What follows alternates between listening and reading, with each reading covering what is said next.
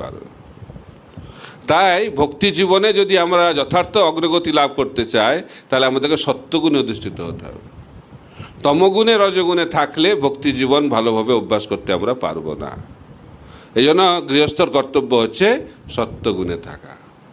প্রত্যেকটি ভক্তের কর্তব্য হচ্ছে সত্যগুণে থাকা। তাই শ্রীমদ্ ভাগবতের প্রথম স্কন্ধে 2য় অধ্যায়ে ব্যাখ্যা করা হচ্ছে কী করে আমরা সত্যগুণে অধিষ্ঠিত হতে পারব। তার চাবিকাঠি হচ্ছে নষ্টপ্রায়সু অভদ্রেষু নিত্যং ভাগবত সেবয়া ভগবতী উত্তম শ্লোকে ভক্তির ভবতি নষ্টিকি। নিত্যম ভাগবত সেবা, এটা হচ্ছে গৃহস্থ ধর্ম। নিত্য প্রতিদিন ব্যক্তি ভাগবত এবং গ্রন্থ ভাগবতের সেবা করা। গ্রন্থ ভাগবত মানে হচ্ছে শ্রীমদ্ ভাগবত থেকে আমাদের অধ্যয়ন করতে হবে, শুনতে হবে, বলতে হবে। আর ব্যক্তি ভাগবত যারা উন্নত ভক্ত তাদের সেবা করতে হবে। তো বলা হচ্ছে যে উন্নত ভক্তের কৃপা অত্যন্ত গুরুত্বপূর্ণ।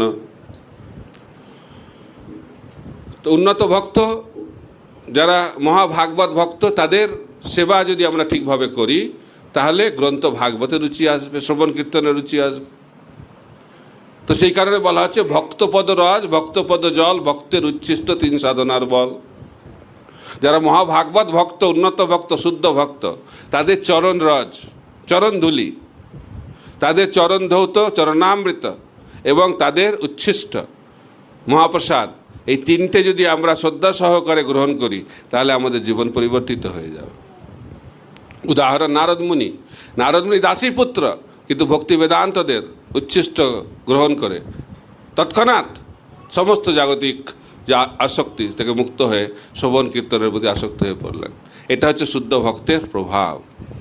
তাই শিল প্রভুপাদ তিনি লিখছেন যে আমাদের জীবনের সফলতা তখনই হবে যখন আমরা এরকম কোনো শুদ্ধ ভক্তের সঙ্গ লাভ করতে পারব।